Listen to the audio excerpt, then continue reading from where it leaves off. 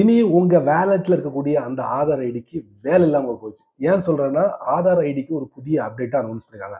நம்முடைய ID minister இருக்கார்ல, அவருடைய எக்ஸ் தளத்துல ஒரு 21 செகண்ட்ல வீடியோ பதிவு பண்ணியிருக்காரு. அதுல அவர் என்ன சொல்றாங்கன்னா, இனி உங்களுடைய ஆதார் ஐடி எங்கேயும் நீங்க சப்மிட் பண்ண வேண்டாம். ஆதார் ஐடியோட போட்டோ காப்பியை சப்மிட் பண்ண வேண்டாம். இப்படி சப்மிட் பண்றதுனால உங்களுடைய பிரைவசி பாதிக்குது. அதனால நாங்க எல்லாத்தையும் டிஜிட்டலா மாத்த போறோம். இனி நீங்க டிஜிட்டலாவே உங்களுடைய ஆதார் ஐடிய டீடைல்ஸ ஷேர் பண்ணிக்கலாம் அப்படிங்கிறாங்க.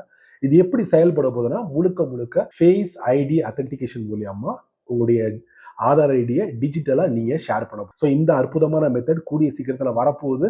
எப்படி நீங்க யூபிஐல வந்து பேமெண்ட் பண்றீங்க, ஒரு கடைக்கு போறீங்க, ஒரு பொருளை வாங்குறீங்க, கியூஆர் கோட ஸ்கேன் பண்றீங்க, ஃபட்டாஃபட் அந்த அமௌண்ட்டை நீங்க அவருடைய பேங்க் அக்கௌண்ட்டுக்கு நீங்க ட்ரான்ஸ்ஃபர். ஸோ அதே போல தான் உங்களுடைய ஆதார் ஐடியோட டீட்டெயில்ஸை கியூஆர் கோட ஸ்கேன் பண்றீங்க, டிஜிட்டலா உங்களுடைய டேட்டாவை ஷேர் பண்றீங்க. இது எல்லாமே பிரைவசியோட முடிஞ்சிருது.